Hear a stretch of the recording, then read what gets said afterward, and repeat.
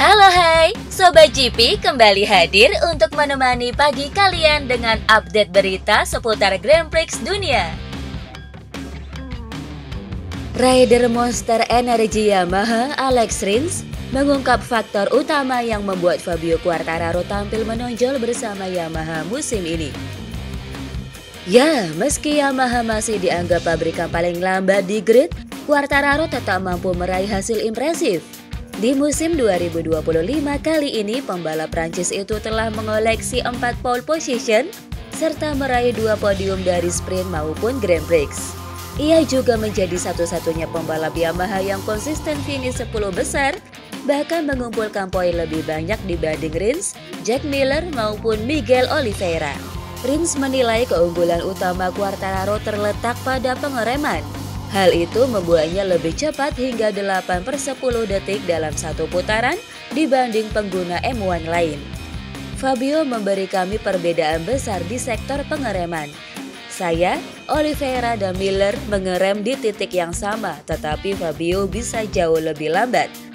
Sebaliknya, Rins kerap kesulitan terutama saat menggunakan ban lunak di sesi kualifikasi yang berimbas pada start dari posisi belakang. Sepanjang musim 2025, ia baru 4 kali lolos ke Q2. Brad Binder mengungkapkan rasa prihatinnya terhadap masa depan Miguel Oliveira yang belum jelas setelah kehilangan kursi di Pramac Yamaha untuk MotoGP 2026. Binder yang pernah menjadi rekan setim Oliveira di Moto3, Moto2 dan skuad pabrikan KTM MotoGP pada 2021 sampai 2022 menyebut pembalap Portugal itu punya bakat luar biasa. Di hari terbaiknya Miguel luar biasa. Dia terlalu cepat untuk tidak berada di sini. Saya yakin sesuatu akan muncul untuknya. Oliveira memang meninggalkan jejak manis di KTM dengan 5 kemenangan, termasuk satu-satunya kemenangan Tech 3 di MotoGP pada 2020. Setelah 2 musim bersama Trackhouse Aprilia, ia pindah ke Pramac Yamaha pada 2025, berpasangan dengan Jack Miller. Namun kedatangan Toprak Razgatlioglu membuat salah satu dari mereka harus hengkang pada 2026. Meski sempat absen karena cedera, Oliveira bangkit dengan finish ke-9 pada 2 putaran terakhir. Ia kini tetap menjadi pembalap M1 dengan peringkat terendah, namun masih memiliki peluang melanjutkan karir di World Superbike, di mana kursi pabrikan BMW dan Yamaha tersedia. Marc Marquez mengaku tidak menyangka bisa kembali tampil perkasa bersama Ducati Lenovo di MotoGP 2025. Setelah cedera patah tulang lengan yang sempat membuat performanya menurun drastis, ia bangkit perlahan bersama Gresini Racing sebelum akhirnya mendapat promosi ke tim pabrikan. Musim ini The Baby Alien kembali menemukan performa terbaiknya dan hanya selangkah lagi mengamankan gelar juara dunia. Marquez mengungkapkan rasa syukurnya atas pencapaian tersebut. Ia tak menyangka bisa kembali menikmati balapan dan meraih banyak kemenangan setelah melalui masa sulit. Meski percaya diri, Marquez tetap realistis. Ia menyadari pengalaman pahit cedera bisa saja terulang kapan saja. Menurutnya, kesalahan terbesar di masa lalu adalah mencoba kembali balapan terlalu cepat dengan rasa percaya diri berlebihan. Kini ia memilih lebih tenang, fokus, dan menikmati setiap momen emas bersama Ducati. Marc Marquez memprediksi balapan di Mandalika dan Sepang akan menjadi tantangan terberat di MotoGP 2025. Pekan depan Motegi menjadi awal dari rangkaian balapan flyaway yang berlanjut ke Mandalika, Phillip Island, dan Sepang. Dari jadwal tersebut, Marquez menilai Mandalika dan Sepang akan menjadi putaran paling menantang. Sejak sirkuit Mandalika bergabung dengan kalender MotoGP pada 2022, ia belum pernah menuntaskan balapan utama di sana. Cedera gegar otak dan diplopia sempat memaksanya absen, sementara pada 2023 ia gagal finish di sprint maupun balapan utama. Musim lalu saat bersama Gresini Ducati, ia hanya mampu finish ketiga di sprint sebelum gagal menyelesaikan Grand Prix akibat masalah mesin. Dengan modal performa kuat di musim ini, The Baby Alliance sendiri berharap agar bisa meraih hasil terbaik di Mandalika. Saya harap ini akan menjadi pertama kalinya saya menyelesaikan balapan hari Minggu, dan mari kita lihat apakah kami bisa naik podium. General Manager Ducati Corse Gigi Dall'Igna mengungkapkan rasa puasnya setelah resmi memberikan perpanjangan kontrak kepada Alex Marquez. Pembalap Gresini Ducati itu dinilai tampil konsisten sepanjang musim, bahkan masih menjadi satu-satunya pembalap selain sang kakak, Marc Marquez, yang secara matematis bisa bersaing dalam perebutan gelar juara dunia MotoGP 2025. Musim Alex sangat mengesankan. Setelah serangkaian evaluasi, Ducati Corse memutuskan untuk meningkatkan dukungan agar ia dan tim terus berkembang. Alex memaksimalkan potensi Desmosedici GP, dan dengan pembaruan terbaru, kami yakin tahun depan performa akan semakin meningkat.